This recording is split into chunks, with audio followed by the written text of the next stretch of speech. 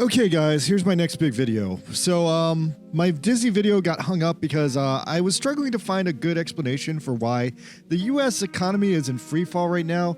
If you have one, please leave a comment because I don't know what to say about that. But in the meantime, before I could deal with Disney, super sad news came up on my feed Tuesday that legendary voice actor, the voice of Space Ghost George Lowe, has died after a long and sad battle with various unconfirmed health problems. And in the aftermath of that, it seems like there's a lot of anger in the air, and that's a great excuse to me to figure out why. What the hell happened to Space Ghost and Space Ghost Coast to Coast? And yeah, so I dug into this, and it turns out Space Ghost caused Adult Swim to happen, and that's an interesting story.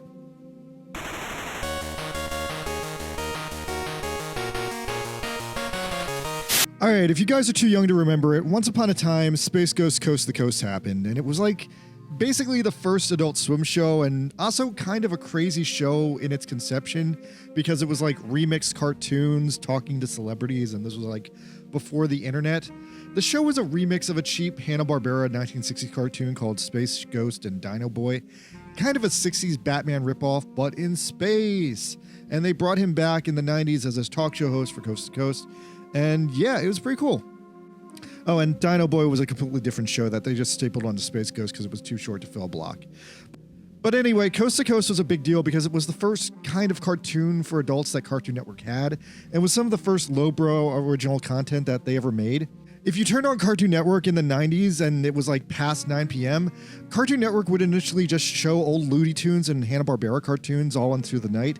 Ted Turner had basically just put Cartoon Network together after a series of cutthroat corporate mergers where he had a bunch of cartoons laying around. And so Space Ghost represented this weird new period in the network's history where they were kind of dipping their toes into producing and creating new content.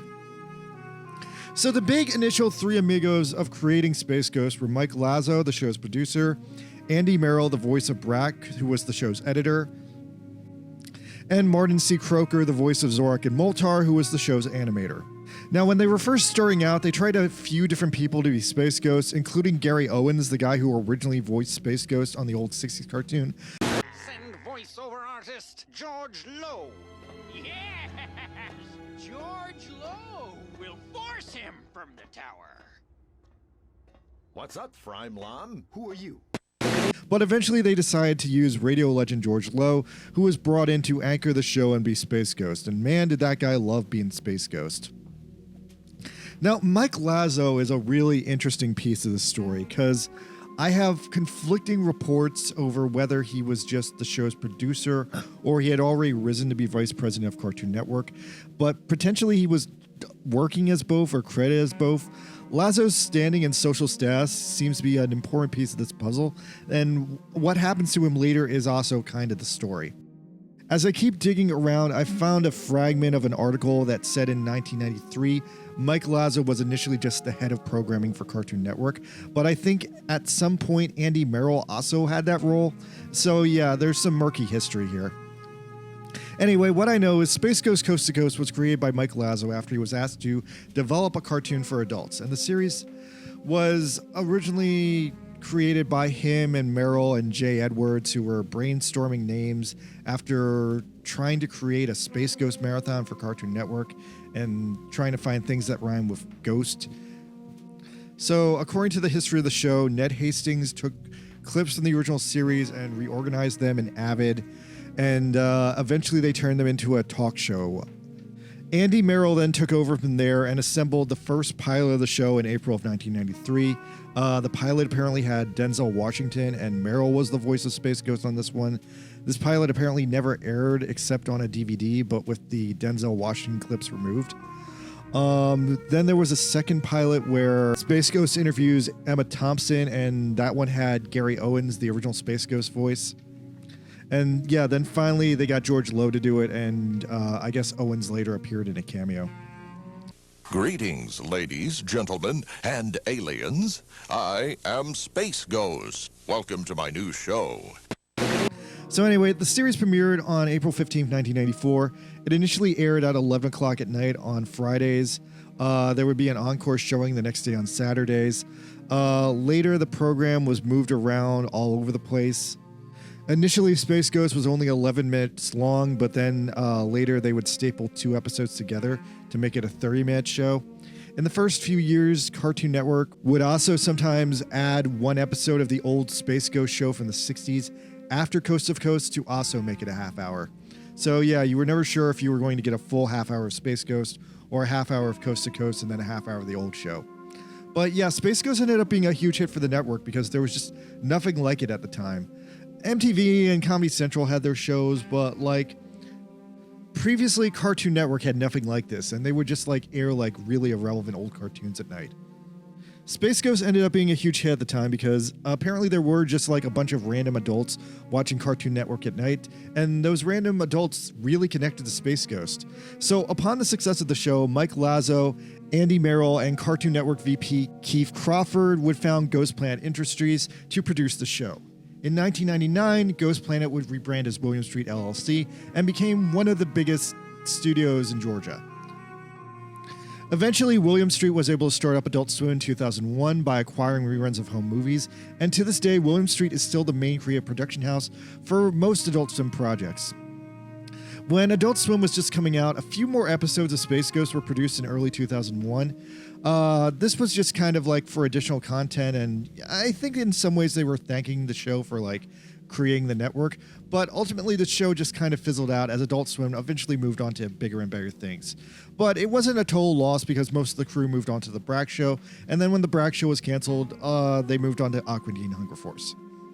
In 2005, Adult Swim was doing so good that they were able to legally separate themselves from Cartoon Network and become their own television network, despite still being just the night version of the same channel. Now, Space Ghost would go on to appear pretty randomly after that in a wide variety of Adult Swim and Cartoon Network projects. Sometimes he would just appear as an Easter egg, but George Lowe would always be there, and sometimes George Lowe would even show up in person wearing a Space Ghost costume and just like do the character in live action. The last cinematic appearance of Space Ghost was a voiceless cameo in Space Jam: A New Legacy.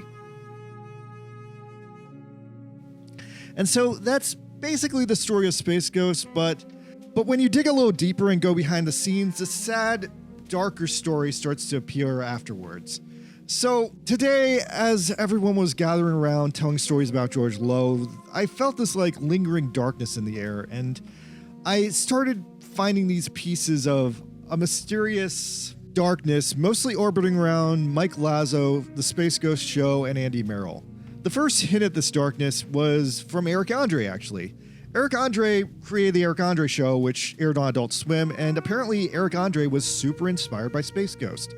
So there's this big interview that Eric Andre did when his show came out in 2012, where he was interviewed by the Huffington Post, and he had some interesting comments about Mike Lazo. According to Eric Andre, Space Ghost still holds up. Before we started shooting, I rented as many seasons as I could get my hands on and did a Space Ghost marathon by myself in my house, just so I could absorb as much of Space Ghost as I could. I tried to pick Mike Lazo's brain about it. That's an executive at Adult Swim, and he's also the creator of Space Ghost, and he couldn't give me shit about Space Ghost. He's like, what? Space Ghost? Space Ghost is dead to me. Wow, really? Yeah, he couldn't care less. I was like, remember episode 4 in season 2? I'm a huge geek, and he can't even remember.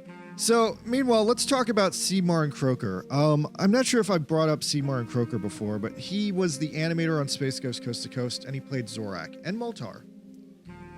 So, yeah, with most of the crew, when Space Ghost was over, he was able to move on to the Brak show, and then Aqua Teen Hunger Force, and Aqua Teen Hunger Force the movie, and supposedly his finest work was Perfect Hair Forever. As you can see, there's kind of like a stylistic flow between them all. But yeah, behind the scenes, as I found out, Croker was apparently being used and abused. Croker died of a heart attack tragically in 2016, and then after the fact, in 2018, Cartoon Brew did some weird digging, and they ended up tracking down Croker's ex-wife, April Stevens. I'm not exactly sure why they divorced, but according to Stevens, Adult Swim had this bad habit of losing the invoices submitted by Croker for months at a time, and consequently, he wouldn't be able to pay his bills. His utilities would get turned off, and deadlines would get missed. They kept him busy enough so he didn't have much time to look for work elsewhere, but then they constantly threatened to cut him off. In an effort to stay on good terms, Croker gave them unrealistically low quotes. I would shake my head and tell him the bid was way too low, and then they'd come back complaining that they couldn't pay him the lowball quote, and would offer an insanely even lower amount. With no representation or agent, Clay had to take the money. Others in the animation community also expressed similar sentiments regarding the uniquely bad treatment of Clay, including Dave Newton, a graphic designer and Clay's friend of over 30 years. My impression was that the Adult Swim producer was doing this deliberately, which led Clay to suffer unfathomable stress, Newton said of the missing payments. They should have kept Clay busy with animation and voiceover work, but unfortunately they took him for granted. So yeah, there's a real argument to be made here that his heart attack and general health issues were aggravated by his life as a freelance animator with no health insurance. Hey, wait a second, I'm a freelance animator with no health insurance. Hack! Alright, so after that, the last time the Space Ghost family got together was a cameo by Andy Merrill and George Lowe on Jellystone, where they reprised their roles as Brak and Space Ghost respectively. If you haven't seen the episode, it's kind of goofy. Peter pretends to be Space Ghost, but the real Space Ghost is there. And then they eventually convince Space Ghost that he's not Space Ghost anymore. And it ends with this really surreal and kind of peaceful ending that kind of really caps off Space Ghost's legacy really well. Sometimes when I look up at the stars, I feel a yearning. What does it all mean? It's kind of like poetically saying that George isn't Space Ghost anymore, but he really wishes he could return to the stars and be Space Ghost again. Honestly, I can't think of a better way for him to go out, because that's just deep and sad. Now, as for the character Space Ghost, the last new Space Ghost media was a 2024 comic book series from Dynamite Comics. It was pretty much a maximum gritty back-to-basics version of the character, where he was literally Batman in space, but as Batman has evolved from, Adam West to Robert Pattinson, this was basically like the Robert Pattinson Space Ghost. Supposedly, the comic was pretty good and does have a couple of nice meta-nods to, dialogue from the Coast to Coast series. I haven't checked it out, but the art is pretty nice, and I wouldn't be opposed to reading it. Alright, so now let's fully plunge into the dark side of history, because as I keep going over the history of Space Ghost Coast to Coast, the sense I keep getting as I keep finding this evidence is I keep finding this forgotten history that while Mike Lazo did a lot for Cartoon Network, and he did go on to lead Cartoon Network and led this great life as a rich CEO and took control of Adult Swim, I keep hearing stories that the rest of his friends and the rest of the Space Ghost crew got kind of completely screwed over. So I spent the whole day digging into this, and there's definitely a lot of finger pointing at the various different Cartoon Network bosses over the year, but Mike Lazo keeps coming up in the story as he's slowly painted as this kind of traitorous friend who backstabbed everyone, took all the credit, took all the glory, and while the guys who actually did the work were left by the sidelines to die. An anonymous source told me Lazo became a higher-up and didn't really carry anyone with him. And while they weren't entitled to go with him, there's this expectation in any field, any relationship, that the people you help in their rise would in turn help you back in some way. That's why networking exists. And so, yeah, this picture is painted for me that as Lazo became rich and as Lazo became a CEO, the other men who created Space Ghosts were left to struggle and rot. Because Georgia doesn't have the same entertainment laws as New York or even California, most of the actors on Space Ghost simply got a one-time payment for doing their episodes and no royalties to live off of later. And this has definitely happened to me before in the past too as well. Another source told me that a majority of the early Adult Swim crew got fucked over when Turner merged with Warner Brothers. Because while Warner Brothers was based in California and pro-union, Turner and the state of Georgia were anti-union. And when they merged, a lot of the legacy non-union employees from Turner weren't entitled to any of the union benefits that came with the Warner Brothers taking control. Essentially, a lot of the Turner Broadcasting Station staff basically got muscled out of the company after the merger, so it was less of a merger and more of a hostile takeover. Will it be a marriage made in media heaven that will provide quality and not just quantity for cable consumers? The Federal Trade Commission apparently thinks so. To quote one employee, Warner didn't want non-union animators or voice actors on their payroll, and the unions didn't want to take them in either. Despite this sounding illegal as hell, in non-right-to-work states, unions can mandate that all employees of a company must be members of a union, presumably their union. I don't know if anyone's tested a member of their own union versus a competing union, but Turner was a non-union company, and as far as I've read, Ted and the management managed to keep their employees happy and well paid. He mentioned it in his book, Call Me Ted. I might grab the exact quote later, but Warner Brothers does not do this. Georgia is also not a right-to-work state, meaning unions cannot insert shit like that into their contracts. But in California, they can. I'm not sure Warner Brothers would have been very happy to exploit the labor of the working class or some union bullshit like that. Turner Broadcasting Stations, including Cartoon Network, were acquired in a merger with Warner Brothers in 1996. And by the early 2000s, Turner appears to have completely stepped away from the company, leaving new Warner Brother bosses fully in charge after that. Now, the new management muscled out a number of legacy Turner employees, and by 2019, the last of Turner's influence was completely removed from the company as far as I know. Now back to Brak voice, Andy Merrill. Apparently he's currently a member of SAG, so maybe he managed to get into the union. But anyway, this whole situation came to a pretty nasty climax in 2020. Because in 2020, Mike Lazo finally resigned from Cartoon Network. Now, by all accounts, Mike Lazo really did do a lot of great things for Cartoon Network. He's responsible for creating Toonami, and someone pointed out to me that he was single-handedly responsible for keeping Metalocalypse and Venture Brothers on the air. And to that extent, both of them were almost immediately canceled after he retired. But yeah, Lazo retired comfortably from the company in 2020. But then around the same time, news came out that George Lowe was apparently slowly dying poor and uncomfortably in a hospice home, and I'm hearing conflicting reports that he died of pancreatic cancer or throat cancer or additional heart issues. And then at the same time, Andy Merrill is apparently a whole separate and sadder situation. Hey everybody, I'm Brak. I used to have a show on this network. Now I live in the damn dump! In 2020, when Lazo was comfortably retiring, Merrill was at an absolute all-time career low. Old, friendless, and washed up, he was apparently so desperate for money to pay his rent, he was forced to become an Amazon delivery boy, and he was apparently having a really bad time of doing it. He tweeted a dog bit him. And upon knowledge of this becoming public, a big question arose. How does one of the founders of Adult Swim, one of the biggest TV production companies of the past 30 years, become a washed-up 60-year-old delivery boy? It sounds like Andy got fucked over as bad as Walter White in Breaking Bad. So yeah, then I tried to figure out what happened to Andy, and that's another big argument. Now, I don't think what they did to Andy was justified. Andy got fucked over. He was an original programmer, producer of Cartoon Network, just as big as Mike Lazo was, but for some reason, he didn't rise up the ranks like Lazo did.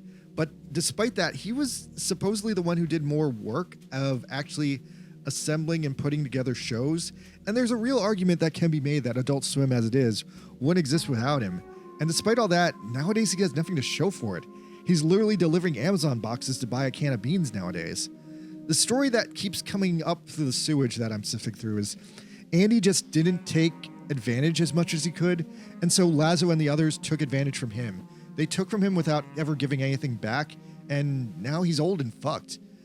I've heard recently since this story, Andy's doing a little bit better now, having managed to spin his Brak cloud into a series of cameo videos and podcast appearances, but he's definitely not comfortably retired like Lazo got to be.